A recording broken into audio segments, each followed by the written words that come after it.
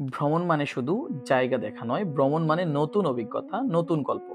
আজ আপনাদের শোনাবো টাঙ্গুয়ার হাওরের গল্প, যেখানে আকাশ আর পানি মিলে তৈরি করেছে এক অন্যরকম জগৎ। আমাদের যাত্রা শুরু হয় পাটগ্রিয় ক্যাফে থেকে। সবাই একসাথে জড়ো হলাম, আমরা সবাই আনন্দ আর উচ্ছ্বাসে ভরে উঠলো আমাদের চারপাশের পরিবেশ।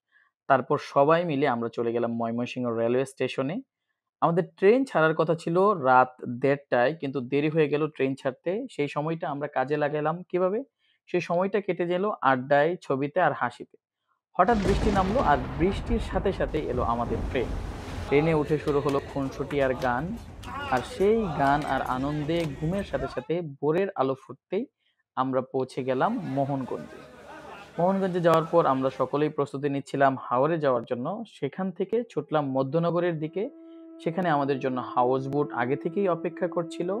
হাউস বোটে করে আমরা বাজারে চলে গেলাম। বাজার থেকে আমরা নাস্তা আর বাজার করে নিলাম, কারণ পরের সবকিছুই হবে হাওরের মাঝে। সেখানে বাজার পাওয়ার সম্ভাবনা খুবই কম। সেখানে আমরা হাঁস, মাছ, নানা কিছু কিনে ফেললাম। তারপর আমাদের নৌকা এগিয়ে গেল হাওরের বুক চিরে। চারদিকে শুধু পাহাড় আর হাওরের বিস্তীর্ণ পানি দেখতে দেখতে আমাদের নৌকা এগিয়ে গেল। প্রথমে আমরা গেলাম ওয়াচ টাওয়ারে। সেখানে ঝাপাঝাপি, গোসল আর গান। মনে হলো সবাই আমরা ছোট্ট শিশুর মতো হয়ে গেছি।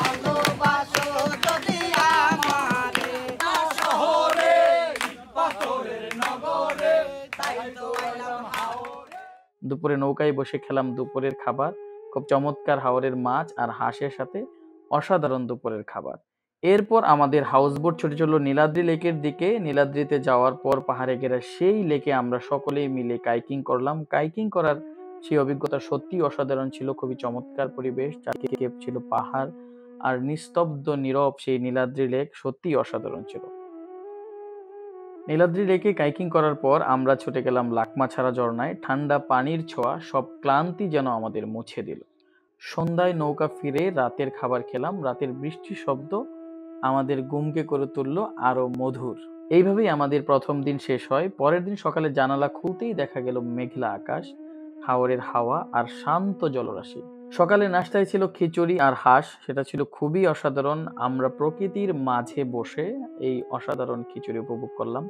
সেটি আসলে এক কথায় এইভাবে দুই এক লাইনে হয়তো বা ভাষায় প্রকাশ করা সম্ভব না। সেটার জন্য দরকার আসলে সেই জায়গায় সেই অনুভবটা করা।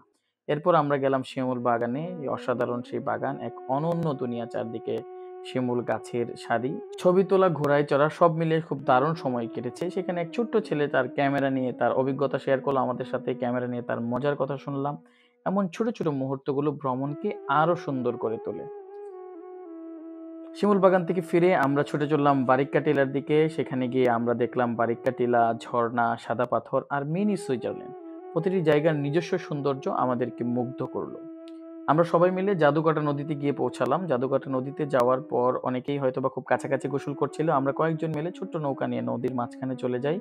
সেখানে ঝাপাঝাপি করি। আসলে মাঝখানের পানি এতটাই স্বচ্ছ ছিল যে আমাদের মনকেই শীতল করে দিচ্ছিল। জাদুকাটা নদীতে গোসল শেষে আমরা ফিরছিলাম। দুপুরের খাবার খেয়ে আমরা ফিরছি। ফেরার পথে আমরা দুপুরের যে খাবার খেলাম সেখানে ভাজি, ভর্তা, হাঁস, মুরগি, মাছ আর ডাল। বনভোজ শেষে আমরা বিকেলের সৌন্দর্য উপভোগ করতে করতে ফিরছিলাম।